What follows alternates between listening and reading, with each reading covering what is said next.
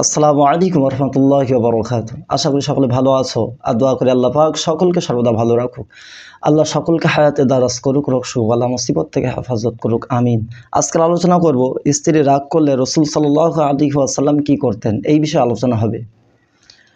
Number 1, রাসূল সাল্লাল্লাহু আলাইহি ওয়াসাল্লাম কখনো রেগে প্রতিক্রিয়া দেখাতেন না, বরং তিনি চুপ থেকে পরিস্থিতি শান্ত করতেন। নাম্বার 2, তিনি হাসি মুখে কথা বলতেন এবং সুন্দর ভাষায় স্ত্রীকে বোঝানোর চেষ্টা করতেন। নাম্বার 3, কোনো স্ত্রী রাগ করলে তিনি কিছু সময়ের জন্য দূরে চলে যেতেন যাতে রাগ কমে আসে। নাম্বার 4, তিনি স্ত্রীদের অনুভূতি বুঝতে চেষ্টা করতেন এবং কখনো কঠোর আচরণ করতেন না।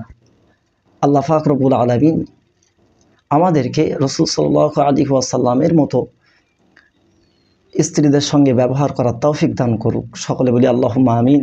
যদি ভিডিওটা ভালো লেগে থাকে তাহলে একটা লাইক কমেন্ট করে দেবে, আর যারা আমার চ্যানেলে নতুন, চ্যানেলটা সাবস্ক্রাইব করে দেবে।